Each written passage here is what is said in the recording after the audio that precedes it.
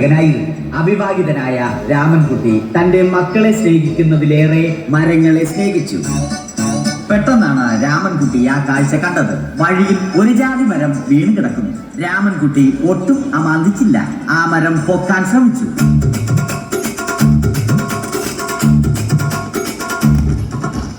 നടക്കുന്നില്ല. പിന്നെയും പിന്നെയും പൊക്കാൻ ശ്രമിച്ചു.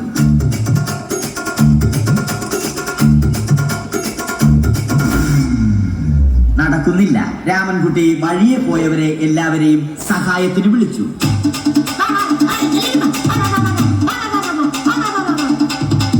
ആരും വന്നില്ല. അവസാനം കുടുംബശ്രീ യൂണിറ്റിൽ തൊഴിലുറപ്പിന് പോകുന്ന പെണ്ണുങ്ങളെ സഹായത്തിന് വിളിച്ചു.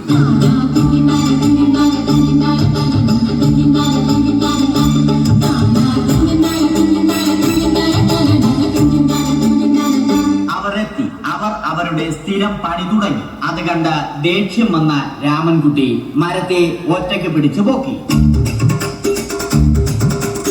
അത്ഭുതമെന്ന് പറയട്ടെ, മരം നേരെ നിന്നു. ഇത് കണ്ട തൊഴിലുറപ്പ് പെണ്ണുങ്ങൾ രാമൻകുട്ടിയോട് നോക്കുകൂലി ആവശ്യപ്പെട്ടു.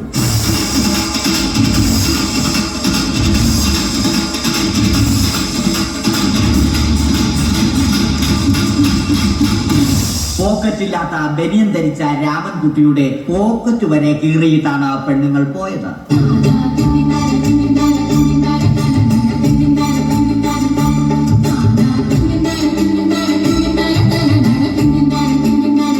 രാമൻകുട്ടി പിന്നീട് ഒന്നും ആലോചിച്ചില്ല.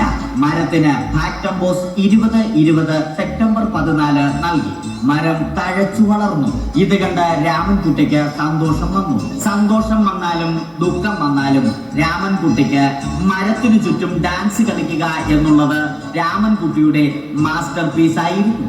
ആ മാസ്റ്റർ പീസ് രാമൻകുട്ടി ഇവിടെയും എടുത്തു.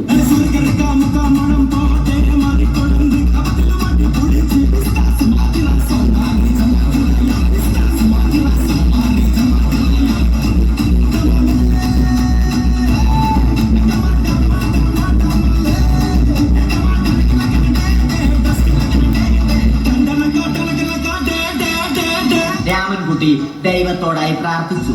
നിങ്ങൾ എനിക്ക് ആയുസ്സും ആരോഗ്യവും തരൂ.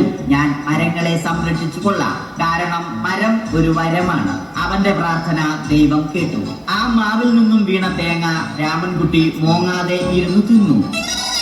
അപ്പോഴാണ് രാമൻകുട്ടി മറ്റൊരു കാഴ്ച കണ്ടത്. രാഘവൻ വരുന്നു.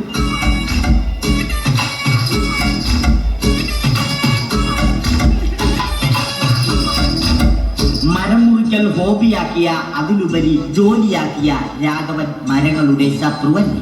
മരങ്ങൾ മുറിച്ച് ഫർണിച്ചർ പണിയുന്നത് തെറ്റൽ. അവനെ ഇതിൽ നിന്നും പിന്തിരിപ്പിക്കണം. അവർ തമ്മിൽ ഒന്നും രണ്ടും പറഞ്ഞു. സംസാരം മൂത്ത് വാക്കേറ്റമായി. അത് പിന്നെ അടിയിൽ കലാശിച്ചു.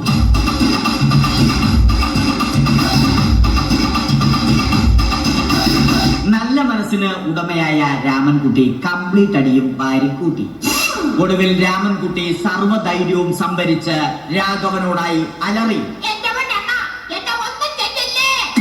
മനസ്സലിഞ്ഞ രാഘവൻ രാമൻകുട്ടിയെ അരികിൽ വിളിച്ചു. കൈവാക്കിന് കിട്ടിയ രാമൻകുട്ടിയെ രാഘവൻ ഒട്ടിറൊട്ടിയാക്കി മരത്തിലൊട്ടിച്ചു.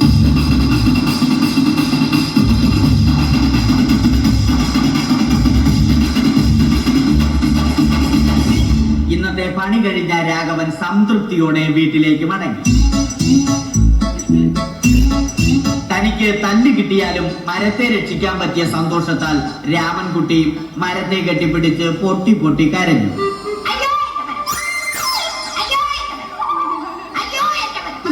കാരണം മരം ഒരു വരമാണ്. കെട്ടിപ്പിടിക്കൽ ഏറ്റുവാങ്ങിയ മരം നാണം കൊണ്ട് ചിന്തകൾ താഴ്ത്തി. മരത്തെ രക്ഷിച്ച ക്ഷീണത്തിൽ രാമൻകുട്ടി മരച്ചുവട്ടിലിരുന്ന് ഉറങ്ങിപ്പോയി. പെട്ടെന്നാണ് അത് സംഭവിച്ചത്. പ്രകൃതി അതിന്റെ തനി കോണം കാണിച്ചു തുടങ്ങി. മഴയും കാറ്റും ഇടിയും വന്നു. അതോടൊപ്പം കോളും വന്നു. കോളെടുത്ത് രാമൻകുട്ടി പറഞ്ഞു. കോൾ കട്ടായി. രാമൻകുട്ടി ദൈവത്തോടായി പറഞ്ഞു. കാറ്റും മഴയും അതൊന്നും ചെവിക്കൊണ്ടില്ല. രാമൻകുട്ടിയുടെ മരം ആടി ഉലഞ്ഞു. രാമൻകുട്ടി ദൈവത്തോടായി വീണ്ടും പറഞ്ഞു, മരം ഒരു വരമാണ്, മരത്തെ ഒന്നും ചെയ്യരുത്. വരം കിട്ടിയതുപോലെ രാമൻകുട്ടി തന്റെ ചൂണ്ടുവിരൽ കൊണ്ട് മരത്തെ താങ്ങി നിർത്തി. ചൂണ്ടുവിരൽ വളഞ്ഞ് ചൂണ്ട പോലെയായി. ഇനി മീൻ പിടിക്കാൻ കൊള്ളാം. അവസാനം സംഭവിക്കേണ്ടത് സംഭവിച്ചു. രാമൻകുട്ടി അടിയിലും മരം മുകളിലും. അന്ത്യശ്വാസം വലിക്കുന്നതിനു മുമ്പ് രാമൻകുട്ടി ദൈവത്തോടായി ഇങ്ങനെ പറഞ്ഞു, എന്റെ